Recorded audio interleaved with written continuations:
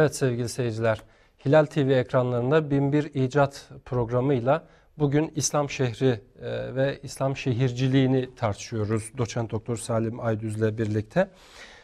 Hocam Mimar Sinan'dan bahsettik. Mimar Sinan'ın yapmış olduğu yüzlerce eserden bahsettik. Adeta İslam şehirlerinin imar edilmesinden bahsediyoruz bu eserlerle birlikte. Bu bağlamda Sinan'ın belki bir eşi benzeri yok mimari dünyasında. Çok büyük bir usta, bir deha. Belki burada Türklerin şehirciliğe katkılarını da konuşmanın faydası var. Çünkü sadece Osmanlı değil, ondan önce Selçuklularla beraber aslında Anadolu'da bazı şehirlerin ön plana çıktığını görüyoruz. Konya, Kayseri, Sivas gibi. Önce Anadolu'nun merkezinde ama Selçukluların ilerlemesiyle beraber mesela İznik'in çok önemli bir role sahip olduğunu biliyoruz. İlk medreselerin İznik'te kurulduğunu biliyoruz. Daha sonra Osmanlı döneminde Söğüt'ten çıkan Osmanlı'nın Bursa'yı, daha sonra Edirne'yi başkent yapması, buraları imar etmesi, işte Bursa'da Ulu Camiler, Edirne'de Selimiyeler ve İstanbul'un fethiyle beraber ayrıca bir iskan politikası ve şehircilik anlayışı geliyor. Bunu akademisyenlerimiz çok değerli çalışmalarla yazdılar, çizdiler. Özellikle İstanbul'un bir İslam şehri olarak nasıl imar edildiğini Halil Nalcık Hoca çok güzel bir şekilde ortaya koydu. Ama bunun da ötesinde Balkanlara kadar giden işte Bosna'nın, Kosova'nın imarı ve buraların adeta bir İslam medeniyetinin şehirleri haline dönüşmesi söz konusu. Bu konuda Türklerin şehirciliğe katkıları bağlamında neler söyleyebilirsiniz?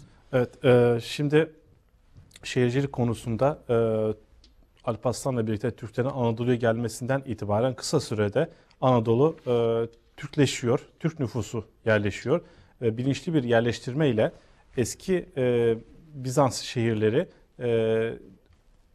Selçuklu şehri haline geliyor ve bunlar arasında sizin de ifade ettiğiniz gibi başta Sivas, Kayseri, Konya, Malatya, biraz Diyarbakır gibi merkezler Selçuklu döneminin en canlı kültür merkezleri, ilim merkezleri haline geliyorlar ve Selçuklular gerek bu şehirlerin merkezlerinde gerekse bu şehirlerin etrafında veya bunların aralarında bir kısım kervansaray türü binalar kuraraktan Anadolu'da çok canlı bir ilim, kültür ve ticaret hayatı kuruyorlar ve Anadolu'yu tabiri caizse imar ediyorlar.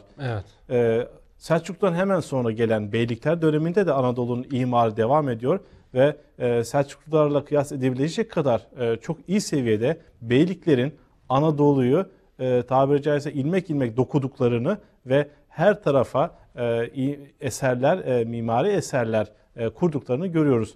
Bunların dönemi bitince Osmanlı'nın kuruluşuyla birlikte tabii bir kısmı Osmanlı'yla bir asır daha beraber yaşamışlar ve Osmanlı onlarla birlikte geliştirmiş. Osmanlı ilk olarak söz sonrası sizin de ifade ettiğiniz gibi İznik şehrini ele geçiriyor. İznik Hristiyanlar için çok önemli bir şehir. Bir ara Selçuklu başkenti de olmuş. Çok önemli bir merkez, dini bir merkez. Osmanlılar burayı ele geçirdikten sonra Hristiyan konsüllerinin de yapıldığı 325 yıllarında çok önemli bir tarihi olduğu şehir. Ayasofya Camisi'nin onların church'ün olduğu yer. Evet. Dolayısıyla İznik'i ihya ediyorlar ve ilk medreseyi İznik'e kurmaları Davud Kayseri ile birlikte çok anlamlı bu manada Osmanlıların. Daha sonra Bursa'ya kuruyorlar, önce İznik, daha sonra Bursa. Bursa'yı ele geçirir geçirmez hemen Bursa'da inanılmaz yoğun bir imar faaliyeti başlanıyor. Yıldırım Beyazıt Darüşşifa kuruyor. Hemen akabinde Ulu Cami'yi inşa ediyorlar. Murat Hüdavendigar döneminde keza medreseler kuruluyor, ihya ediliyor. Daha sonra Edirne'nin yine Murat Hüdavendigar döneminde ele geçirilmesi de Edirne bir merkez hale getiriliyor ve burada hemen binalaşma başlıyor ve güzel medreseler, darüşşifalar kuruluyor. İstanbul'un fethiyle de Fatih Sultan Mehmet İstanbul'u artık başkent haline getiriyor ve dünya merkezi, dünya başkenti olması bağlamında burayı ihya ediyor. Fatih Külliyesi ile beraber onun etrafındaki devlet adamları ve ilim adamları da kendi camilerini, medreselerini, hamamlarını, kütüphanelerini vesaire kuruyorlar. Şunu söylemek yanlış olmayacaktır.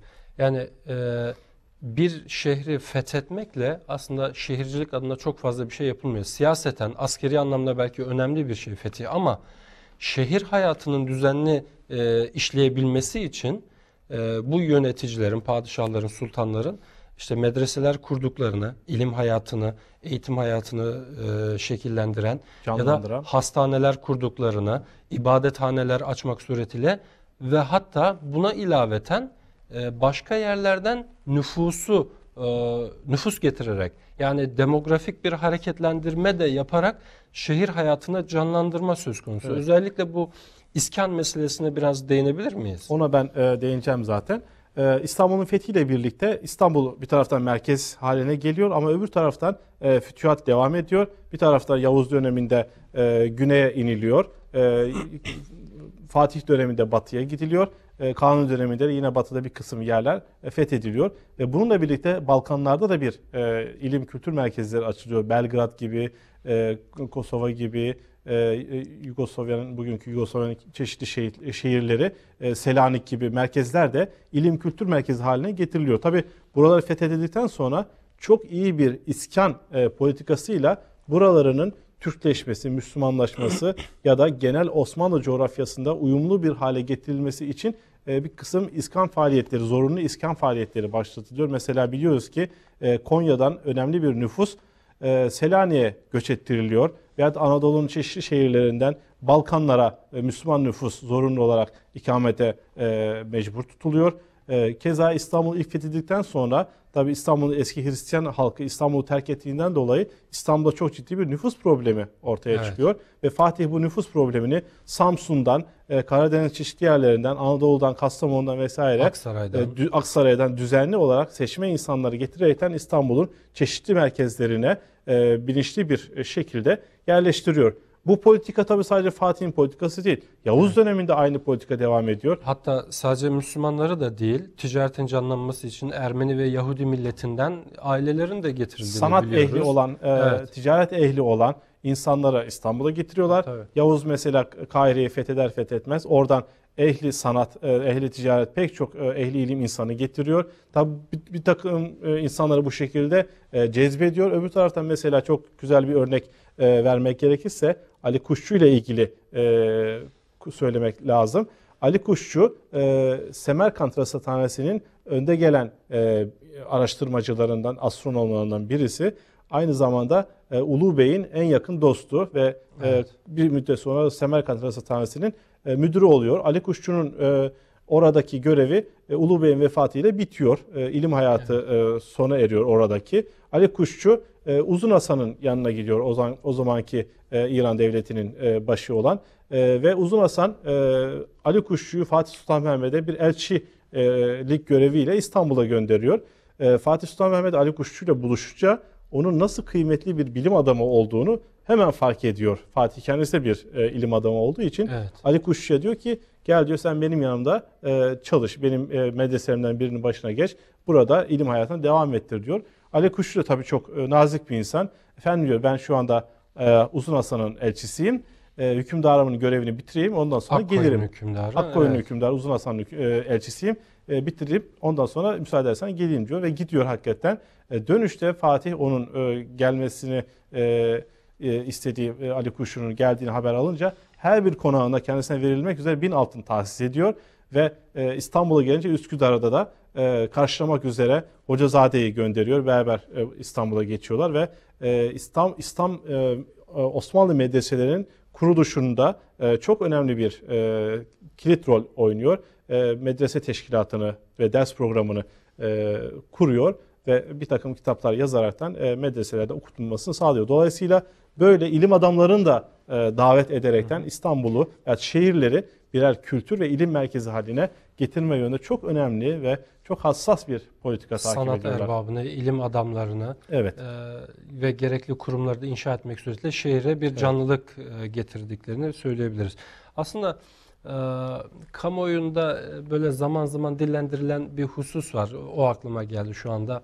Sanki böyle Anadolu'da Osmanlı herhangi bir şehircilik adına bir eser bırakmamış gibi bir anlayış var. Yani neden Osmanlı işte İstanbul'a ya da Balkanlara daha fazla eser bıraktı gibi bir anlayış var. Anadolu'yu imar etmedi gibi. Oysa ki sizin bu konuşmanızın ilk başından anladığımız şey Selçukluların zaten bu dönemde buraları imar ettikleri. Evet. Dolayısıyla Osmanlı'nın bu noktada bir ihtiyaç hissetmediğini söyleyebiliriz herhalde. Aslında tabii Selçuklu mirasını eline alan Osmanlı Anadolu'yu mamur bir şekilde buldu. İhtiyaç olan yerlere yine bir takım binalar yapıldı ama Kesinlikle. asıl yatırımını Balkanlara yaptığını söylemek bugün Ekrem Hakkı Ayverdi'nin Balkanlar üzerine yaptığı çalışmalarda Balkanlardaki Osmanlı eserlerin sayısının 15.000 küsür olduğu, yani 15.000 küsur sadece Balkanlardaki Evet. Osmanlı bugüne kalan Osmanlı eserleri, ki bu muazzam bir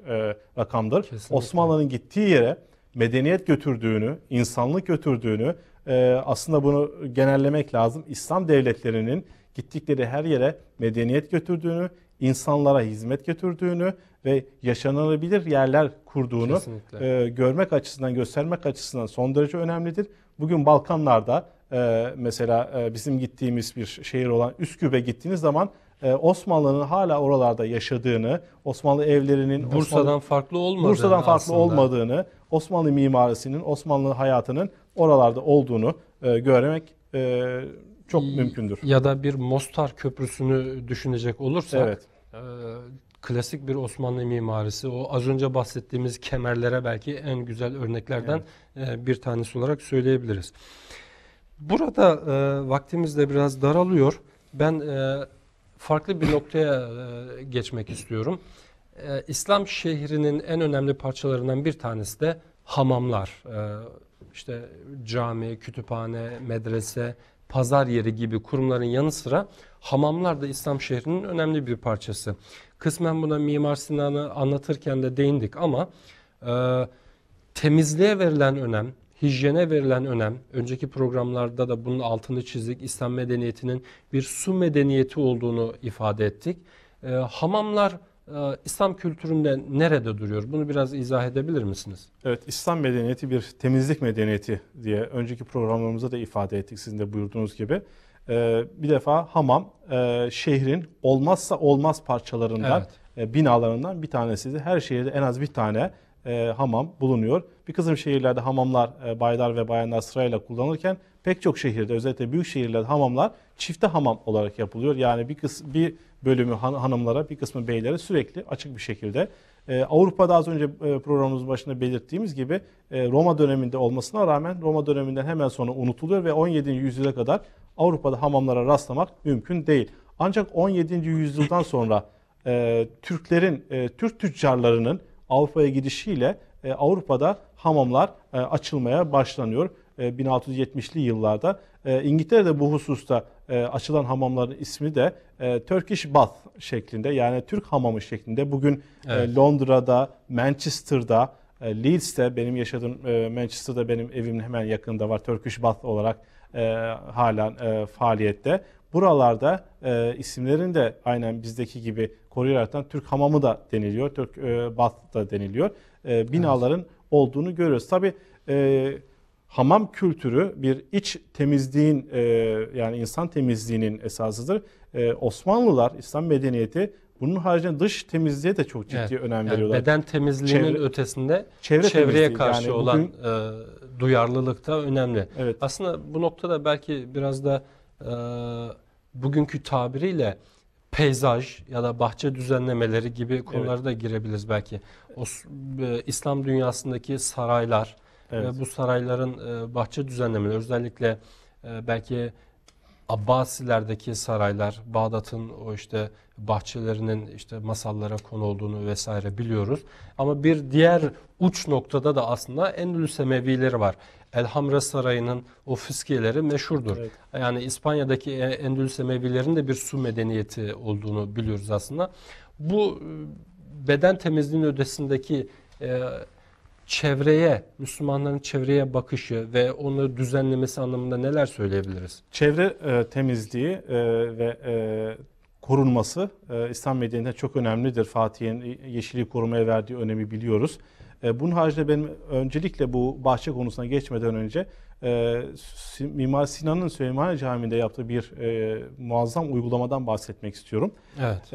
Sinan Süleymaniye Camii'ni yaparken caminin tabii içerisinde binlerce kandilin bir anda yandığı zaman ortaya çıkaracağı hava kirliliğini ve isi hesap ederekten çok ilgi çekici bir sistem geliştiriyor ve caminin içerisinde yanan bu islerin hava kirliliğine sebep olmaması için bir is odası yapıyor. Evet. Caminin içerisinde yaklaşık 4500 tane kandil var ve bu kandiller bir anda yandığı zaman ortaya muazzam bir duman çıkıyor ve bu duman çok muazzam bir sistemle caminin içerisinde dolaşıyor fakat hiçbir şekilde duvarlara temas etmeden ana kapının altındaki 4 dehlizden, 4 boşluktan is odasına giriyor.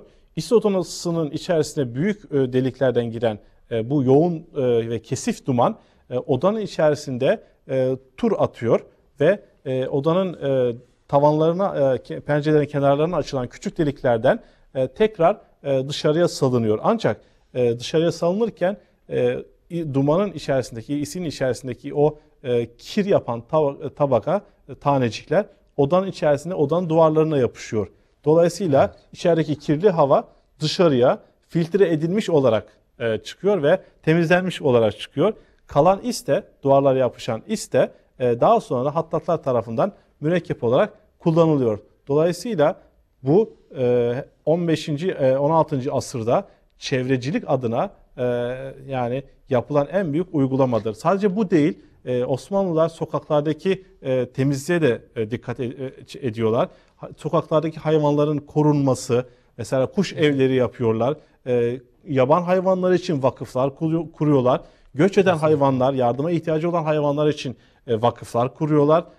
Sokak köpekleri için affedersiniz vakıflar kuruyorlar. Kedilerin beslenmesi için vakıflar kuruyorlar ki bugün Avrupa bunlara daha yeni yeni başlıyor. Ki Osmanlı ve İslam medeniyeti bunları çok önceden düzenlemiş. Ve sokakların görüntüsüyle beraber evlerin görüntüsü, bahçelerin görüntüsü de muazzam bir şekilde dizayn edilerekten en güzel bahçecilik İslam medeniyetinde oluyor. Bağdat'ın sarayları ve bugün halen ayakta olan Elhamra Sarayı'nın bahçesi ve o bahçelerde yapılan fıskiyeler, otomatik fıskiye sistemleri keza Müslüman bilim adamları ve icatçıları tarafından keşfedilmiş. O fıskiyeler Beni Musa kardeşler tarafından yapılan ve Elhamra Sarayı'nda yapılan aletler bugün hala çalışır halde bulunmaktadır. Evet. Dolayısıyla biz programımızda belki detaylarına giremiyoruz ama Süleymaniye Camisi, Mimar Sinan'ın bu ince düşünceler aslında bir taşla birkaç kuş vurma anlamına geliyor. Yani hem çevre düzenliği açısından caminin içerisinin temiz tutulması, hem o mürekkebin kullanılması, israf edilmemesi, o dumandan bile, isten bile faydalanması. Ama sadece cami içerisinde ibadethanelerde değil, bahçelerde de, fiskiyelerde, sulamalarda da bu ince düşüncenin hakim olduğunu görüyoruz. Evet sevgili seyirciler, İslam şehirciliği adına belki söylenecek çok şey var. Bizler burada gerçekten bir özet ve belki de izleyicilerimiz için hayret uyandıracak, kafalarında biraz soru işareti oluşturacak bir şeyler söyleyebilirsek bu bizim için bir mutluluk vesilesi olacaktır. Belki bu vesileyle de insanlarımız bu konuları daha derinlemesine araştıracaklar ve belki bizim burada izah edemediğimiz hususlara da mutlaka ulaşacaklardır. Süleymaniye Camisi hakkında ben çok detaylı çalışmalar olduğunu biliyorum. Trigonometrik hesaplardan tutun akustiğine kadar ciltler dolusu eserler bulmak mümkün. Ama biz bunları burada kısaca zikretmekle geçeceğiz. Detaylarına inemeyeceğiz. Son olarak bu kitabımızı nasıl temin edebilir izleyicilerimiz? Bu konuda da bilgi verirseniz kısaca memnun olurum. Biz burada özünü verdiğimiz bilgilerin geniş ve detaylı bir şekilde kaynaklarıyla zikredildiği hali bu kitapta var. 1001 İcat, 1001 Buluşlar kitabını almak isteyen seyircilerimiz bizim 1001 icatla ilgili yaptığımız web sayfasına bakabilirler. Web sayfamız www.1001inventions.com sayfasından kitabı ve posterleri elde edebilirler. Bize e-mail atmak isterlerse e-mail adresimiz şu şekilde info@1001inventions.com, ekranda da zannedersem yazılıyor bu. Ayrıca telefonla ulaşmak isteyen seyircilerimiz için 0044 78 78 48 39 34 telefondan bize ulaşabilirler. Ayrıca kitabın İngilizce eğitim yapan okullara ulaştırılması konusunda bize sponsor olmak isteyenler de her bir kitap başına 30 sterlin olmak üzere bize yazaraktan veya telefonla irtibat kuraraktan İngilizce eğitim yapılan okullara bu kitabın ulaştırılmasını sağlayabilirler. Ayrıca bu posterleri de herhalde okullara Posterlerde keza gönderebiliyorsunuz. okullarda kullanılıyor.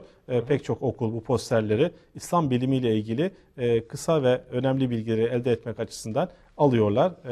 Temin etmek isteyenler kendileri için veya okullar için bize keza bu adreslerden ulaşabilirler. Evet, Doçent Doktor Salim Aydüz Beyefendi'ye çok teşekkür ediyoruz bu verdiği bilgilerden dolayı.